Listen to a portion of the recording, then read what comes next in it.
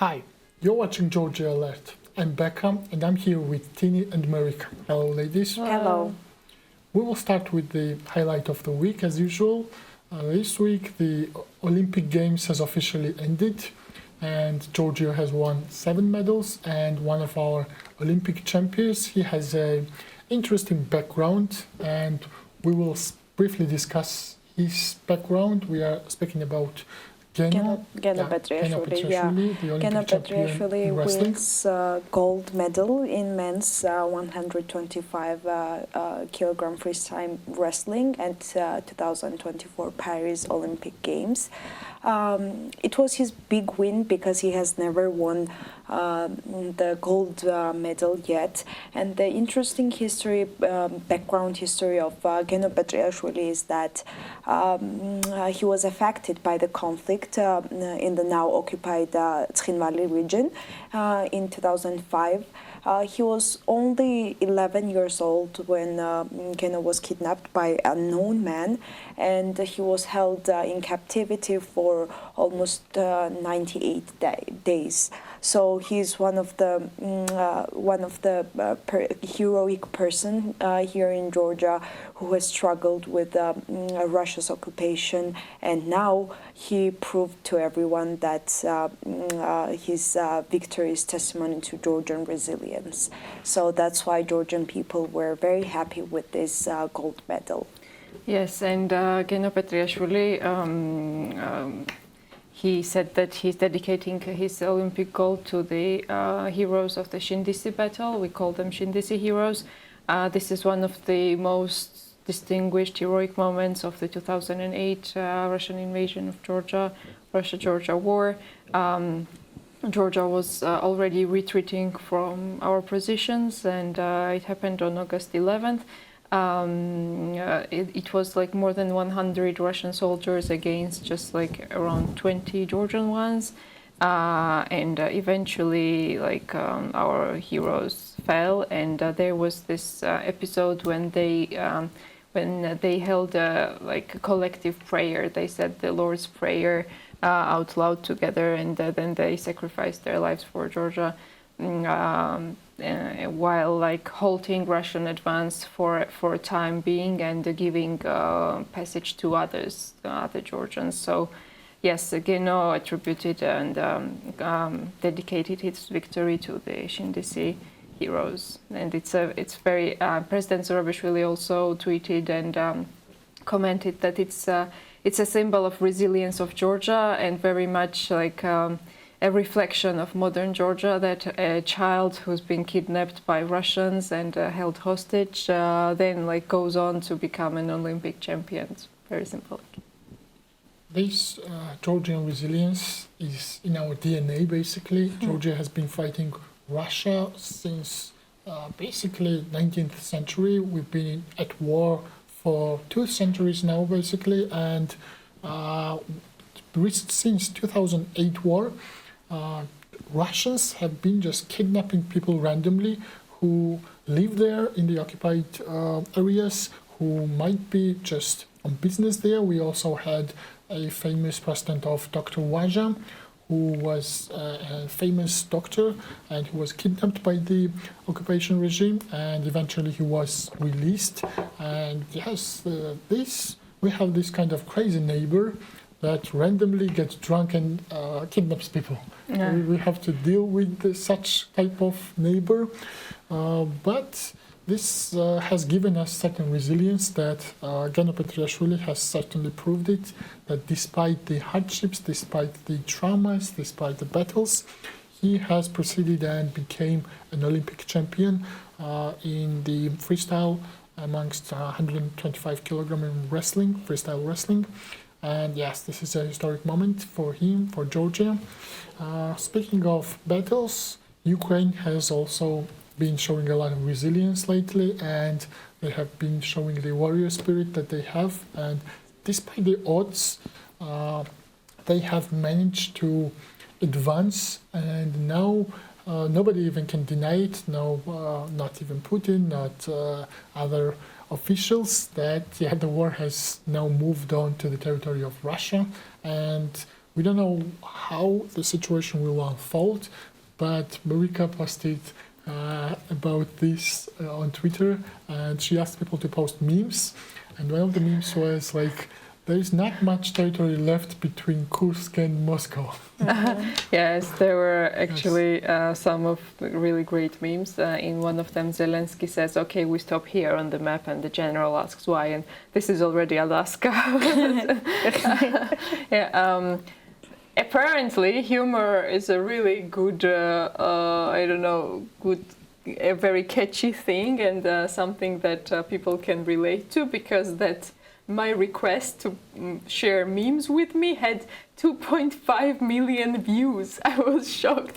So, and I was joking, if I had known that, I would have added a request to impose sanctions on the Georgian Dream. Well, then it wouldn't have gotten the 2.5 million, but still. Russia has been so hysterical about it and so funny. It's such an irony. Even now, a while ago, they posted that the European Union has double standards, because while they condemn Israel for bombing Gaza, they're not condemning Ukraine for bombing civilians in Russia and invading Russia. And compared to what some Westerners feared would happen, or some expected to happen in case Russia's so-called red lines were violated, Russia isn't in any position to escalate anything further, let alone use an actual nuclear weapon. All they're doing is like crying hard and asking for international condemnation of Ukraine's invasion of their territory. This is really basically. Yeah. And since we started about the Ukrainian step for the Russian territories, we know the information that military volunteers from the occupied Georgian regions of Abkhazia and Sakhin Valley have been sent to Russia's Kursk region to fight on the Russian side against Ukrainian forces. Fighting between the Russian and Ukrainian armies has continued since Ukrainian forces entered the Kursk region on the morning of August 6th. These people from the regions of Abkhazia and Sakhin Valley they have been sent to fight with the Russians against Ukrainians. Yes, and on topic, so today the Georgian Dream issued a very big statement on their Facebook page, saying that the Saakashvili government and the United National Movement government, they tried very hard to provoke Russia for years to have a war, but Russia abstained and avoided the war. So Russia was not responding to Georgia's provocations until it just couldn't bear anymore, and wasn't like... so everything was escalated very badly by Saakashvili, so Russia had to respond. And then they promised to prosecute and hold public prosecutions of the previous government. And we all know what they mean by previous government and collective United National Movement. As they say, they mean everyone, anyone who is opposing their opinion. So you don't need to be a party member of the United National Movement. You can be just anyone in Georgia, not allied with the Georgian Dream. So what they're basically saying is that Georgia started the war, and they were capitalizing heavily on the Heidi Taliavini's 2009 fact-finding mission report, attributing the beginning of the war to Georgia. Well, that's what the Georgian Dream is doing in today's statement as well. So just to get into the Taliavini report a little bit, Taliavini report says that the date of the beginning of the war is the night from August 7 to August 8, when Georgia launched a large-scale attack against the Sakhin Valley region. And that's basically the first line of the report. But after the comma, then there's a lot of things that the Georgian Dream and Russian propaganda are not addressing. For example, Taliavini report says that there were some Russian forces already inside Georgia who were not peacekeepers, were likely mercenaries. it also says that the peacekeepers that were there might not have been considered peacekeepers anymore because of their behavior and actions. So it was questionable whether they could be counted as peacekeepers at all. And it also says that like days before the August 7th, the attacks against Georgian populated villages there were amounted to a full-scale attack, full-scale war attacks from around August 6, I suppose. There were also some weapons used prohibited from the Georgian-Ossetian ceasefire agreement from before. And overall, the report says that overall responsibility cannot be attributed to either of the sides. So it's like neither here nor there, some sort of ambiguous report that the Russian propaganda and the Georgian dream, being part of the Russian propaganda, like to capitalize on. But they're interpreting it very single-sidedly. Like overall, the Tagliavini report does not attribute the blame to any side, but now the Georgian dream tries to use it as some sort of a proof of Saakashvili's blame in the war. And so they're usually saying that blaming Saakashvili does not mean blaming Georgia, but again, as we spoke last time as well, you cannot blame Hitler without blaming Germany, right? And right now, what narrative they're trying to push is that for the past few months, they've been saying that the Saakashvili government was a foreign-imposed regime in Georgia, not representing the people of Georgia. And now, since they're saying that they are the only guarantors of peace and the opposition is will be bringing war, and the opposition does not represent the Georgian people, they represent some foreign powers. They're saying that as soon as the opposition comes to power, if that happens in October, there will be full-scale war between Russia and Georgia. So now they are bringing the 2008 war as a reference, as some sort of a historical proof that a foreign-imposed government in Georgia has already done so, has already caused war in Georgia. But unfortunately, so I get lots of questions also on Twitter, why Georgians buy it. Well, the majority does not, but some minority in Georgia, they have a difficulty equating government with the state. So they don't fully understand that blaming Saakashvili equals blaming Georgia. And they are very much blinded by opposition to him and hatred against him. I also attribute it to a lack of tradition of statehood. So most Georgians, not most Georgians, but most Georgian Dream voters. Sorry, my mistake. Most Georgian Dream voters seem to me that they're okay with having this Georgian language, identity, and Khingali and Khachapuri and all of that. So as long as that is preserved, it's absolutely fine, but like a statehood and like state institutions and state independence is a little bit of a complex phenomenon because as long as Georgia remains on the map and Georgia's core identity like language and cuisine and whatever is unaffected by Russia, they have a very hard time seeing that the government, whatever the government does, is actually pro-Russian because for more than 200 years, Georgia didn't really have any actual statehood because we were occupied by Russia, and Georgian collective mentality has been affected by that. And many Georgians, unfortunately, not a majority of course, but a little bit sizable minority, has this ethnographic understanding of nation, they are okay with being a cultural nation rather than a statehood nation. So I think that overlaps with it. But actually putting a blame on Georgia might be a losing strategy for the Georgian Dream. And I should also mention that the International Criminal Court and European Court of Human Rights have issued their verdicts on 2008 war and war crimes during and after war.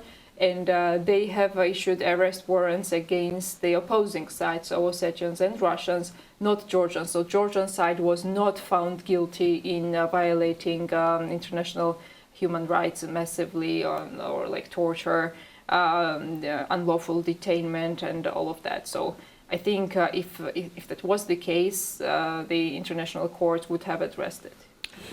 I will add on top of the Talyavin's report. This is really old news. This happened 16 years ago. Everybody already has read this report, and it has been analyzed in many committees. And this report clearly says that the shooting started in Trinval area from Russians on 6th of August, actually. They were shooting randomly in the direction of Georgian territories in order to provoke Georgian side towards military action. This is clearly stated in the report. And also, Georgia acted within its own borders. But why are we even discussing that right now? Exactly. That's the point. I think we can safely say that Bidzina Ivanishvili and his Russian Dream Team, they are like TikTokers who are like TikTok influencers who sell useless products and who are trying to scam their followers. Right now, they are using this war sort of for a marketing purposes. Everything basically that they say is for marketing purposes. Yes. They do not care about the state. They do not care about the relationships of the state. They just see this. Probably they did a poll and they understand the sort of what kind of expectation is among the people, what is the opinions, and they want to create some sort of opinion that now it is the time to put on trial Saakashvili's regime. And now that's their marketing strategy. Everything they say. From the point of 2012, they came to power using the prisoners. At that time, Georgia was in top 3 countries in Europe by the number of prisoners. Basically, every third Georgian had some type of problem with the court system.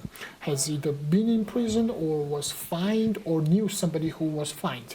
Basically, it was a huge deal for everyone that the court system was a problem, the criminal justice system had a lot of issues.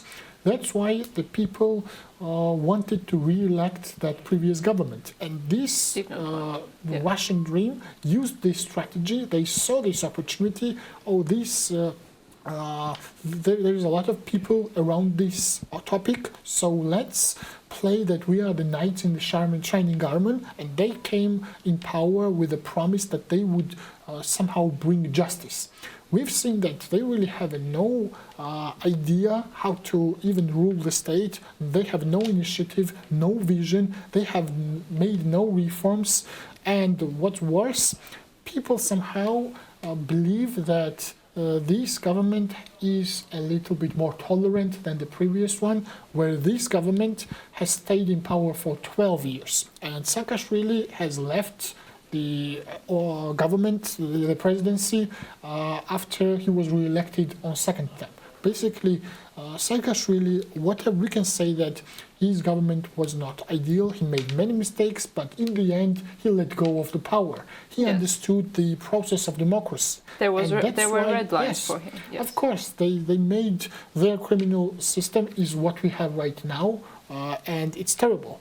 The justice system, the court, it all requires reforms. But this government has no right to speak about any kind of investigation at this point because they've been in power for 12 years and they do not want to change anything. They just want to keep the situation as it is.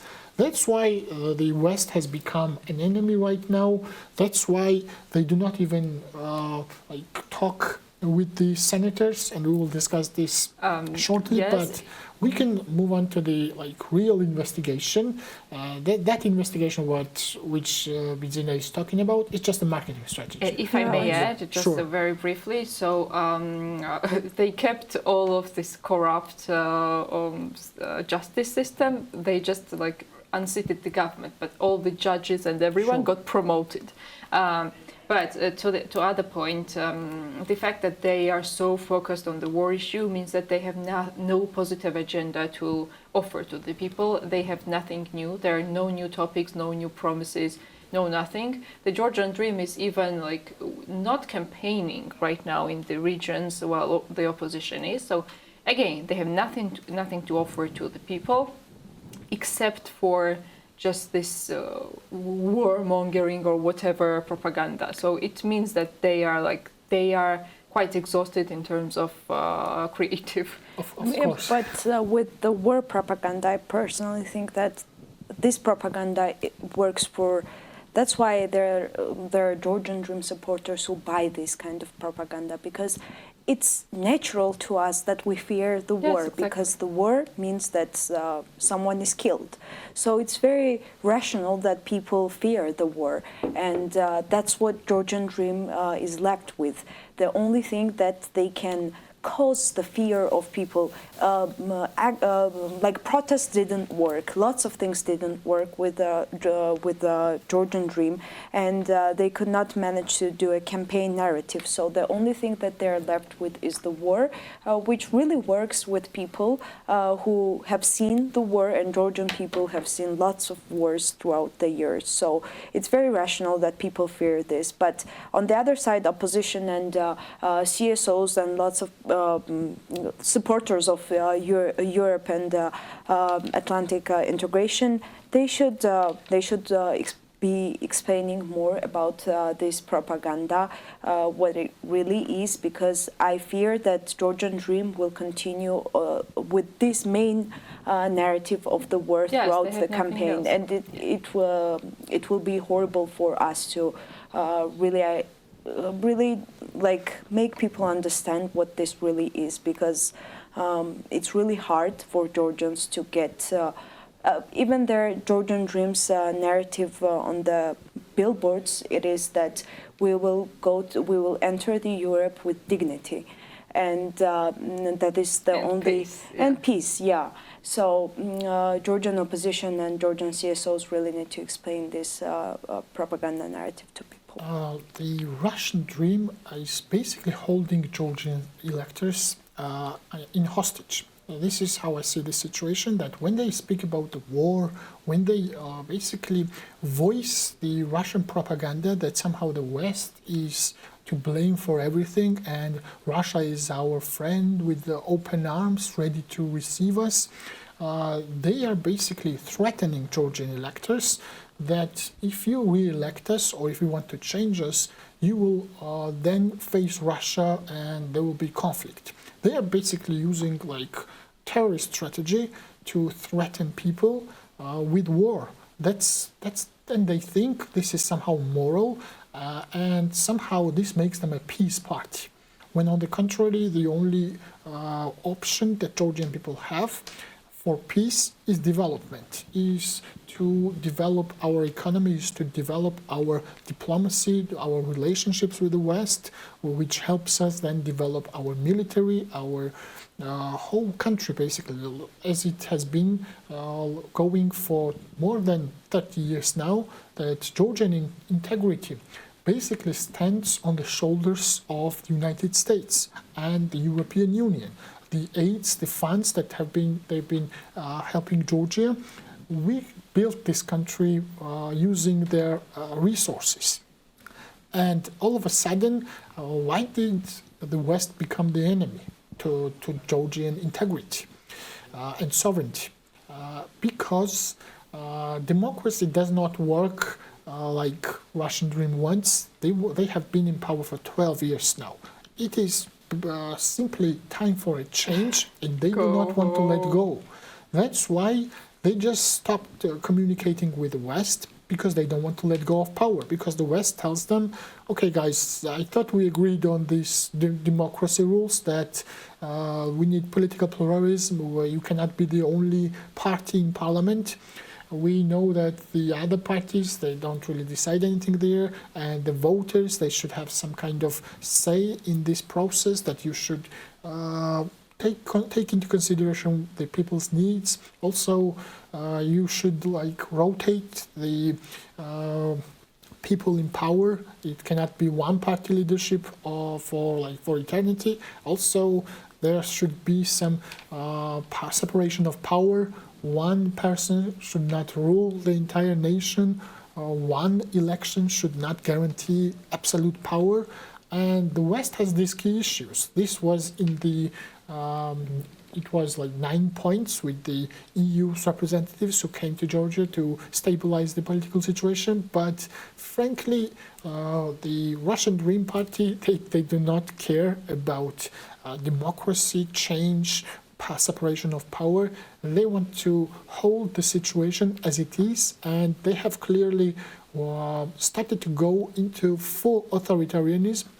And they have Russian backing, of course. The Russians applause all of this, since their rhetoric has changed towards the West. The West has been, of course, the West has not been sitting on the sidelines. They have tried to communicate with Georgia. Even this week, we've had the U.S. senators, Senator Jean Shaheen and Congressman Mike Turner.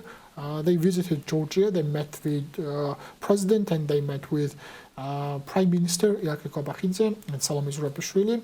And judging from the statements which they've issued later, we see that senators clearly say that the only person who is basically a decision maker in Georgia is still Bidzina Ivanishvili, and he has no interest in U.S.-Georgian relations.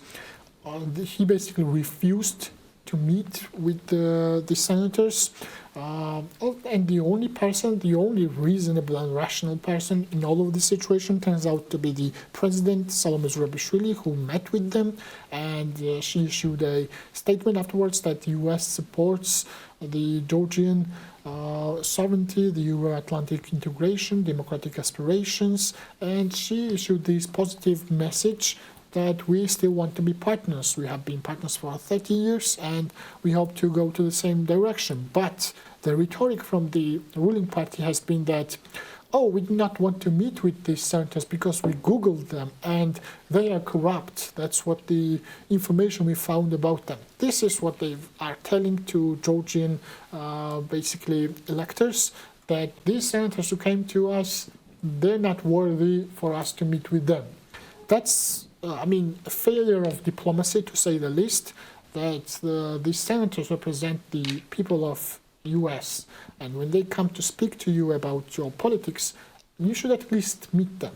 But Kobakhidze met him and the defense minister met him, but Ivanishvili did not. The player who is making the moves, the main decision maker did not meet them. And with the defense minister, Irakli Chekovani, met them.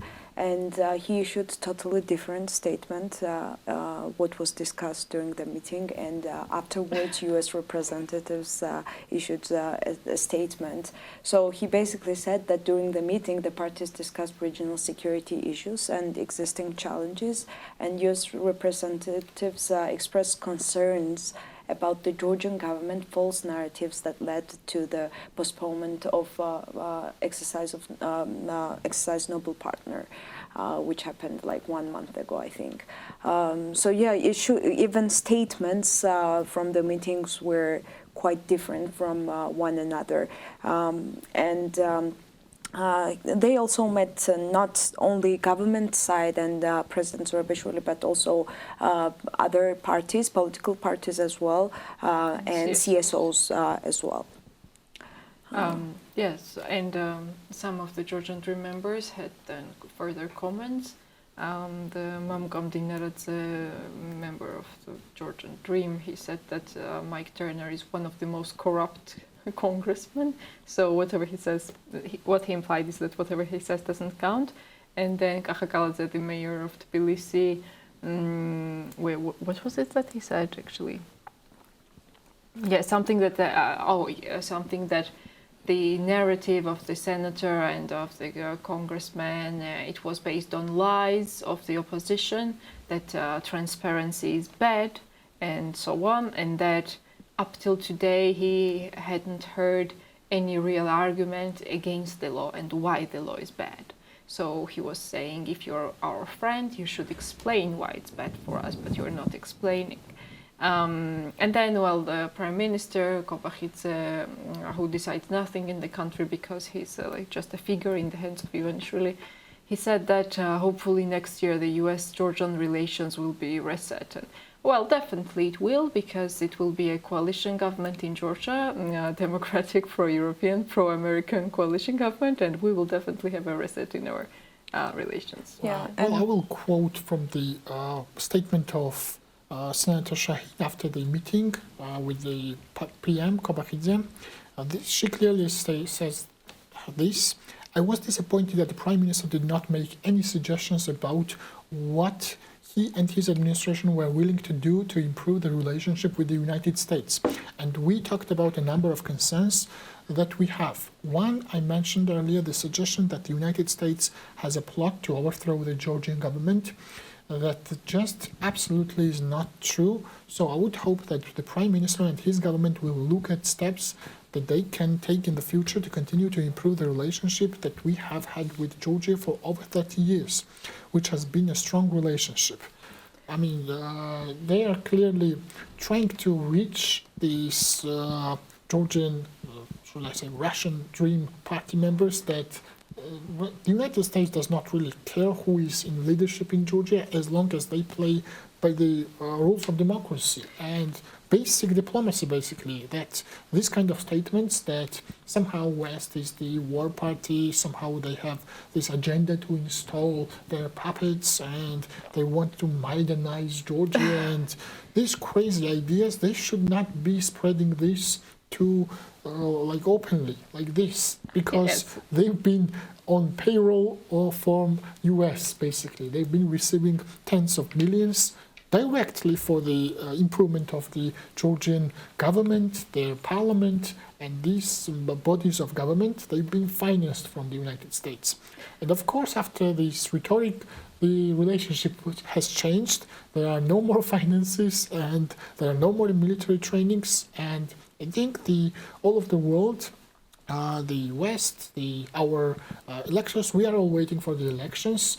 So let the people decide if they want to move on with this type of rhetorics and have this type of government, or they choose an actual change and to see the world through a different lens rather than a lens of a person who was recently, by the way, investigated by different journalists, different organizations. Bidzina Ivanishvili, yeah, he was put under a microscope, his Russian assets, and I mean, he has, of course, a lot of interest in Moscow, and basically, since 2011, this has been public knowledge that he has assets in Russia, but he promised during the elections that he would sell his Russian companies and revoke his Russian passport, but the investigation says otherwise. He's been acquiring more and more land in Russia, and it's under his wife's name, basically.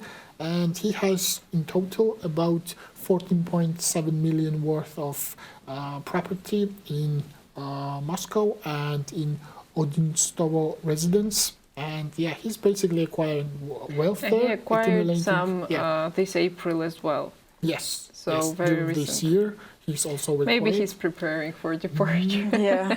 Maybe that would be great if he just lives there. But yes. So what else is a lie? He probably didn't get rid of any of his Russian companies and assets, and he held 1% of Gazprom shares. I think he was the largest individual shareholder of we understand Gazprom. that he wants to have these business relations with Russians. I mean, he can have whatever kind of business relationships with Russians as long as he lets go of Georgian statehood and stops kidnapping the entire nation and putting our foreign affairs under threat with the US.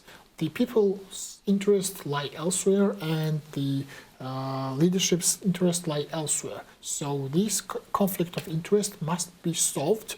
He either has to fully take on the responsibility as a leader of the country or leave politics completely and become a businessman, whatever, stay as a private person. But as long as he's the decision maker, he should be considering the people and the country and the future of this republic rather than his company interests. Yeah, This is you're being ridiculous. very idealistic. This is ridiculous. His people, his party, they are all of them dependent on him. And basically, he is the only person who is supporting this his empire, this Russian dream. These people have no authority, no fame, no nothing without him.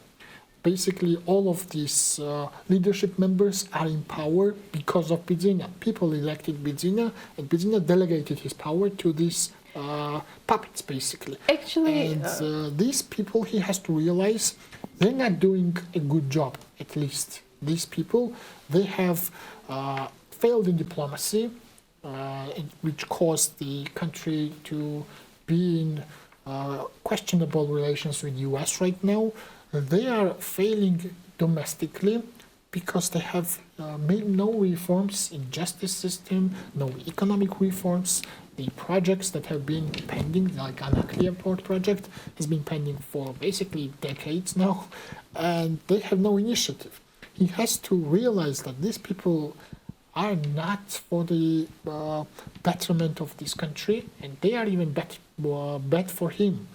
He should realize that other parties, other politicians should be given a chance who have some type of ideas, at least, to how to rule this country. Yeah, I don't know, yeah. like libertarians. I just discovered the level of Becca's idealism. Actually, I hadn't It known might it be before. idealistic, but this is practical. That he has to see that there are other people in this country, like Zurab Japaridze, I don't know, many other politicians. Why does he care about? Of course, he Yeah, I does know not what care you mean. about Of these course, people, of course. but he cares about his business, right? If he looks at this country as a business, he spends at least like $500 million in running this country. Well, we like don't know organizing what. his Sorry, party, interrupting. We whatever. don't know what Russians have on him and what they are Sure. threatening him with. So there are Of some course. rumors in Georgia or some opinions that Russians are threatening him with his family or his own life if he doesn't hand over Georgia to Russia, basically. So, and Russia has a lot at stake here now because.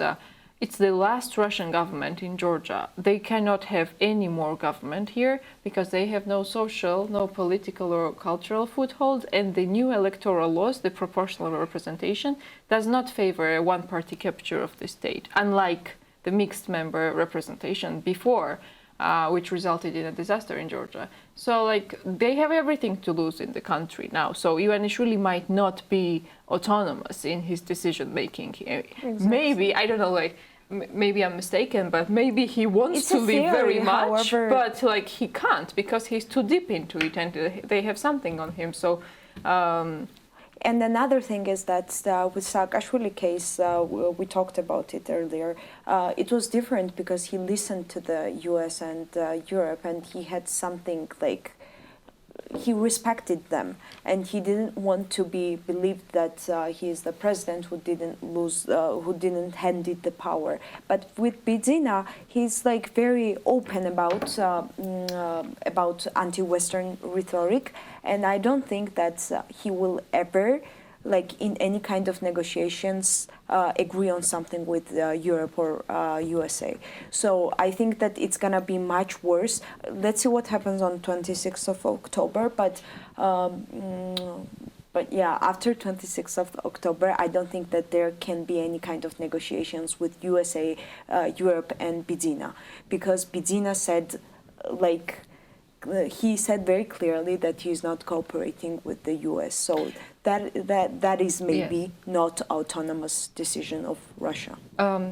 And also, so they're already laying ground to rejecting the Western assessment of the elections. They're saying that there are already traces that there's foreign interference in Georgian elections. Of course, they don't mean Russian. They mean Western, and they indicate, for example, the Danish funding of democracy festivals in Georgia, CSO-led democracy festivals in Georgia. So yes, we should keep an eye on it. Our foreign partners should keep an eye on their rhetoric because, yes, they're laying grounds to not not considering Western assessment because they're probably afraid that the West might deem the elections illegitimate. Well, I'm not saying that the elections are pointless, definitely. Like, our main strategy is to focus on the elections, on the big turnout, and we believe that with enough turnout, there's a big possibility that we will simply overwhelm them, and they will not be able to rig it as much as they wish to rig it. So all our eggs are in the basket of the elections right now. Yeah. But we don't know how unhinged and how crazy they've gone. So let's see. Well, sometimes I get asked questions like, what about the sheer force? There are some things that play positively for us. The Georgian Dream doesn't have the army of Georgia, and the police is also not fully and to the death loyal to them. So it's not guaranteed that they would have a security sector backing either. And plus, if we overwhelm them at the elections. Anyway, so one thing I wanted to add was that Senator Shaheen said that the support for the Georgian people and Georgian democracy is bipartisan. Yes. The Georgian Dream has tried to convince its own supporters and its own enablers that if and when Donald Trump comes to power in the United States, then all the sanctions will be lifted and the relations with the United States will be rebooted. So when they say that there will be a reset next year, that's what they mean, that the leadership will change in the United States, that Ukraine will be forced to give up territories, and then no one will have problem with Georgia's management anymore. And I wanted to add one more thing about senator and congressman. They also visited the occupation line, yes, which is very important to Georgians. Even our government officials have not been to the occupational line, and that's where he said that even though U.S. has paused some of the assistance to Georgia, they are still standing with Georgian people, and they continuing their support to people of Georgia and to the Euro-Atlantic aspiration of Georgians, which we appreciate very, very much from the congressman and the senator. There was another news, since we are talking about U.S.-Georgian relations. President Biden disappointed with Georgian government anti-democratic actions and false statements. So basically on August 9, Georgian President Zurabishvili shared on social media a letter from the U.S. President Joe Biden commemorating on in the 16th anniversary of the August 2008 war, and expressing the United States' steadfast support for Georgian territorial integrity and sovereignty. So the letter dated on August 7 makes a clear distinction between the attitude of the American people and Georgian government towards the people of Georgia and Georgian government.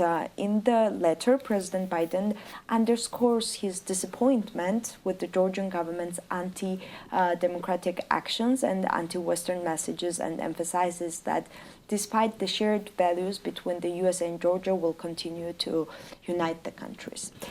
I will add on top of this Georgian, Russian, and U.S. relations that America said that Bidzina might be under obligation with Russians to act in a certain way to give up this country to Russians.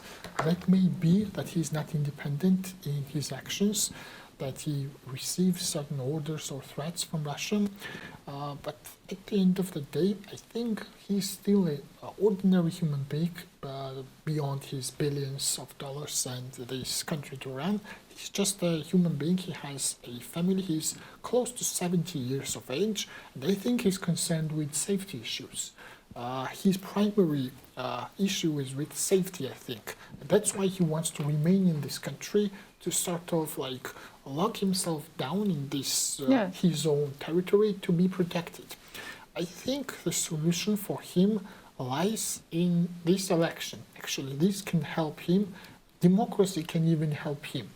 if he somehow allows democracy and pluralism in the parliament, he can play this hand with Russians that the Georgian people are not so easily led into authoritarian regimes. We have been these authoritarian regimes for decades now, and we are simply bored. This story cannot be sold to Georgians, and I am doing as much as I can. I think that was back Yes. in 2020 when he not proved, but when he told Russians that, it's my personal opinion, when he told Russians that, okay, we'll have this kind of this kind of parliament, and now it's like the end point for Russia. You either have the country and have the full authoritarianism, either you'll have plural government and coalition government, and Russia cannot do anything in that government. So I think that's ideal way if Bidzina does that, but I don't think that's gonna I happen. think he doesn't even want to be in the public eye. He has exited politics 3 times and has returned because yes, his whole group is focused is basically hanging on his own reputation, and people really do not trust Mamukam Dinaradze or Kobachidze or some of these leaders, so-called. They just trusted Bidzina in 2012, and this has been the same play going on. He has not added new players in his team, he has not changed anything really, and he has relied on his own reputation. But the best thing for him might be to really exit politics like a businessman. At some point when you build a business, you sort of delegate your power, you scale it, and then you automate it, especially in these days. And he needs to build a system where the best system has proved to be democracy, where the system allows the process to carry on without his involvement, without his constant need. And I think this responsibility is too much for him to deal with sole responsibility of the country. Democracy is the best option for him. Also, decentralization of power, that would be perfect for him, even for his situation. It would help the country, of course, it will help the people. But imagine if he was not the only responsible person for all of Georgia's problems, Tbilisi, Batumi, Kakheti, whatever. Everything is under his shoulders right now. If there is some kind of catastrophe in Russia or something, he is the decision maker whether to send the emergency pilots there or not, and at what time. So I think you should really think about this election as a way out of his situation, that this might provide even safety for him.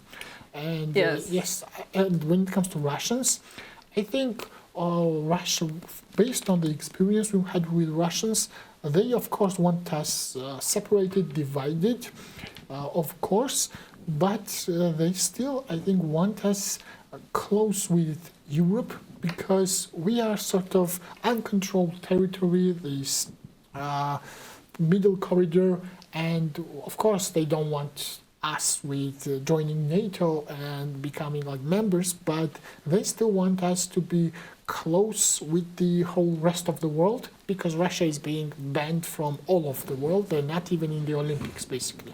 But I think they will allow us some type of relations with the EU and not fully capture us as part of, I don't know, until they maybe form this BRICS alliance fully and they create their own, cooperation, these independent states. I don't know, but yes, for sure Russia has interests in Georgia. I don't it's clear, fully agree, because that's my personal opinion. That Russia will allow us to be in some type of connection with the rest of the world for their own benefit, of course. But same as Kazakhstan and Kyrgyzstan are also in connection with the rest of the world. It doesn't mean that anyone is eyeing European Union membership there, right? Even Hungary. But no, Georgia's membership in European Union is a problem because like Russia sees Georgia and Ukraine as part of their territory. So remember, they forced Yanukovych to not sign even association agreement with the European Union.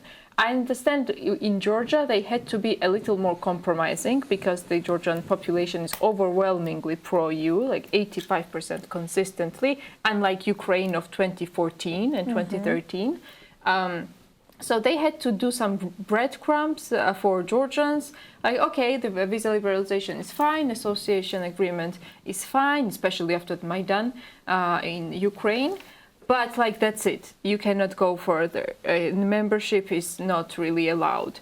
The Georgian dream would have continued to be neither here nor there, somewhere in between, if not for the war in Ukraine, because like the war created the window of opportunities for us. Remember, the government of Georgia didn't even want to apply for European Union candidacy status. It took lots of demonstrations in 2022 March for them to even apply. They were saying that we will be applying in 2024, so they wanted to have it as an election campaign thing now in 2024. So anyway, we'll basically become Belarus. There's no other way. Yeah, they want to have, of course, they want Georgia as sanctions, money laundering, whitewashing. So they want Georgia to be in contact with outside world, of course. I mean, but like it doesn't mean that Georgia will be allowed further European accession because, as I said, like Kyrgyzstan, Kazakhstan, Armenia, other countries have also been, according to the United States Sanctions Commission and the Jim O'Brien, they've also been helping Russia with sanctions evasion, like United Arab Emirates and so on. So for us, yeah, maybe we will exist. Of course, I'm not saying that like we will be wiped off the map, but like it's a very bare minimum. Like if we're not, So I understand what you mean, but there is one point I see there that I might differ. The integration with EU has two parts, right? We signed this economic free trade agreement before, which allows us to trade goods with EU and to travel freely in EU. But when you become like full member, you receive your basically border becomes united with EU when it comes to taxes and like the import and export tariffs. And there are other aspects. I think what the most important aspect for Russia is the people. The relationships between the people. They want Georgians to be closer with Russians. They want Georgians to be like Russified, speaking Russian and accepting Russians as like they're like we are the Soviets. We are the same type of people. Yeah, they want world. to spread that narrative rather than Georgia is Europe. Russia does not want that, of course. People associating themselves with the European culture, it's a imperialistic thing to steal the identity of a nation like Kazakhstan, Kyrgyzstan, all of these people, they speak Russian, right? That's what, they have their own languages, but come on, most of our neighbors, they still have been influenced with Russian language. Even Georgia we had to fight for Georgian language for centuries because they speak Russian as a lingua franca? You can say this, but this is Russian method. That's their MO. When they invade the country, they just want to steal their identity. And one of the ways is to take away their language and to instill their own. And I think that's the imperialistic view of Russians when it comes to Georgia, that yes, they will allow us some type of freedom with Russia, but when it comes to culture, people, identity, they want us to remain like the Soviets. If I may add, speaking of Central Asia, right now there's a movement, and just like Central Asians are becoming increasingly aware of the necessity to for everyone to speak their native languages as a mother tongue, and that's great. But I wanted to add that in the 20s of the 20th century, so in 1920s, one of the fathers of Russian Eurasianism, called Nikolai Trubetskoy, He said that the problem with Georgia was that it was impossible not to recognize some form of independence or autonomy of Georgia, but it was impermissible for Russia to recognize full independence of Georgia, because Georgia is the key to the Caucasus and the Baku oil. Back then, Baku oil was very important, but like in general, like, geographically too, Georgia is in the center of the Caucasus. Whatever happens here affects the rest of the Caucasus as well. So he said that that's the problem. We cannot fully recognize the independence of this country, but this country has a long tradition of independence and statehood, so it's impossible to fully ignore it either. And he said that since Georgian nationalism was very much in tune with Europe and Europeanism and European nationalisms, that was the problem. And the solution was that Russia should instill into Georgian minds that Georgians are Eurasian people, not European people. So to convince Georgians that the true Georgian nationalism is Eurasian version of identity and not European, and that's what they've been trying to do. Like even today, the Kremlin playbook never really changes. It's just effective because the West has not come up with anything to counter them until very recently, if at all. So that's what they're doing. Like all the topics of this Russian culture and like same religion or whatever. It's the same with Ukraine. They are yes, attacking of course. Ukrainian identity. Oh, that the Ukraine has never existed. It's Russia. They want to say the same thing about Georgia. Yeah, I can understand that it's their one of their strategies to steal the identity. But when it comes to relations, I think Georgia will have some type of liberty to choose our economic partners. Let's finish with Georgian opposition's news. So basically, Georgian political parties started campaigning, opposition parties, coalition for change with the leaders of Nika Guaramia, Nika Melia, Khostari and Zurab Japaridze. They started opening offices in different regions of Georgia. They've been to a couple of regions already, and they're planning to go to other regions as well. In one of the regions in the western Georgia, where they had an opening of the office, they were talking to the media when one of the leaders of the coalition of change, Nigamelia, was punched while giving the interview to media. So the whole thing is the whole footage we have. We've seen it. We know who is the attacker. I don't know if there started any investigation on it. Of course not. Of course not. This is one of the examples of what is happening in Georgian politics, basically during the campaigning. Since the campaigning only started in August, we are gonna see these kind of things more and more, I think, and it's just a beginning. So every politician in Georgia needs to be careful and needs to probably work in groups so that it's a least chance of someone attacking you. So one of this violent attacker, as we know, he's just some hired titushki who just did a job of punching someone. So he was not really a citizen who is really angry at a leader. He was just hired. Yeah, to do he was so. a hired government thug, of course. And our partner should keep an eye on Georgia, because this kind of attacks and assault might definitely happen. And the Georgian Dream leaders have promised that it would happen. I think it was the Speaker of the Parliament or whoever, they're the same basically, said that the angry people would give a response to the opposition when the opposition goes out to the regions. But what is noteworthy is that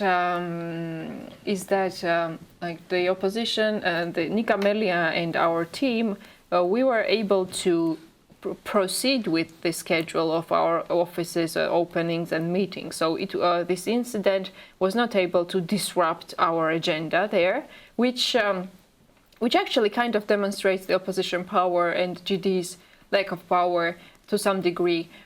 Plus, where the incident happened and Nikamelia was hit in his eye, it was Samtredia, the hometown of Kaladze. So in Georgia, for Kaladze, it would be a big humiliation probably if the opposition went to Samtredia and there was no incident or anything, no opposition to no opposition of enraged public against the opposition. So it seemed like it had to be done there, but again, our partners should keep an eye on Georgia because assaults might go on and get even worse. But on the other hand, we also see that it didn't disrupt our agenda and we carried on. And just in general, the opposition seems to be gaining some momentum, going outside of Tbilisi, meeting with people, getting their feedback, opening offices and just doing all the groundwork and networking for the full-blown campaign to begin in autumn. While the Georgian dream is just like confined to their offices and only insisting on the war propaganda, which it's a double-edged thing. Like on the one hand, that is scary, of course, like we still need to counter their propaganda. And them not campaigning might be the indicator that they don't care about the results of the elections. They have other plans for the elections. Did they actually campaign ever again? Like, last several like going to people personally. They did. They're not doing it that much now. So, like on the one hand, it might seem that they're exhausted in the sense that they're not welcome, but on the other hand, like there might be a concern that they don't care about the election results at all. They have the other plans for actually elections. Whenever, like we've seen recently, Nino Zelosani was comforted as well. Whenever they went out to different festivals or anything like that, there was a live shooting of someone comforting them. So I don't think that they're quite comfortable and with going out and talking to people, especially in the public places, when they don't know that they have their people who is gathered there. Well, let's remember the April 29th sham rally that they organized. They brought people and public sector workers under pressure to Tbilisi. And even then, they did not trust that anyone would clap for them. So they had recorded claps for their rally.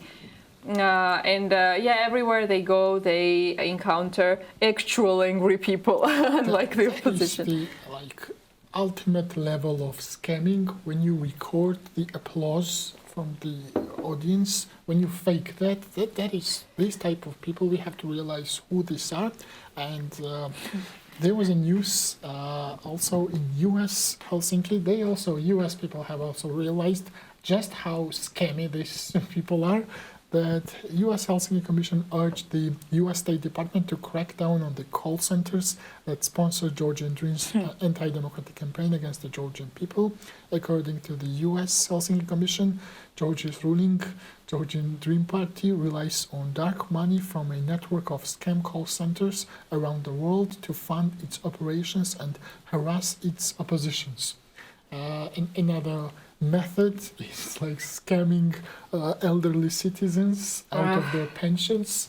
That has been their method as well, to create the pension funds, which is another topic. They're hijacking our pension fund right now with new legislation. They're basically essentially nationalizing it, and God knows where our money goes now. They will either scam you with the call centers or take away your pension with the legislation. Either way, they're after the pension funds, and they want to use these funds for their own political agendas. You ask, why are they not campaigning in front of people and audiences? I mean, how many ways can you scam these people? The same people that you've been scamming for 12 years? I mean, they've, of course, exhausted this method to directly look them in the eye and tell them it's going to be better this time? No, they're not even giving out promises. They're not even saying that something will be better. They're only saying that when the it's only opposition comes, negative. it's Do you war. remember That's all. No, also, do you remember before us? Not even That's that anymore, by the way. I haven't heard that in a long while. Now the only thing they say is that when the opposition comes, there will be war. And recently, well, the opposition has been quite responsible in terms of not doing anything overnight with Russia about the flights or this trade and so on. And then the Georgian Dream got really pissed off and said that now the opposition became pro-Russian because that's the only thing they can say. And about public sentiments, we can finish with remembering the classic that when there was this football celebration, we welcomed our footballers back. The Irakli Kopakhidze prime minister was booed on this thing so much, and then the president replaced him, and in 1 millisecond, the booing turned into cheering and screaming her name. I was there, and the contrast, I will never forget that in my life. It was so fulfilling. I think he was heartbroken but in that moment. Yeah, and somebody joked on Facebook that the first exit polls were in. So, yeah. So I just want to add one more thing. The Institute for Individual Liberty was conducting a 3-day liberal academy with partnership with Coalition for Change, and they had speakers who were from these political parties: Zurab Girchi-Japaridze, Giga Lemonjava, Elena Khoshtaryan, Nika Gwaramia, and Tengo Tevzadze. And of course, this organization were always targeted by the government TV stations. Last year, we even got an attack from thugs, the hired titushkis in Borjomi, one of the regions where we had a camp. And this time, the TV stations, they arrived and they did a propaganda short video about us that Coalition for Change is planning some kind of revolution, not even revolution, planning an escalation of political situation in Georgia after 26th of October, and that this might get more violent with revolution as well. So this is one of the narratives that Georgian government always gives on opposition members, especially on the opposition who is popular amongst youth, because that's very good propaganda manipulation for them, that someone is preparing Georgian youth to do something horrible after elections. So yeah, this is one of the things that happened, and I want also to tell our viewers and the international partners to pay huge attention on this organization as well, because one time they were targeted, they were attacked. So if they continue their work, it might happen also. Yes, definitely. So yeah, I think that's it. That sums week. up for now. And stay tuned. Thank you for watching. Thank you for watching. We'll see you soon.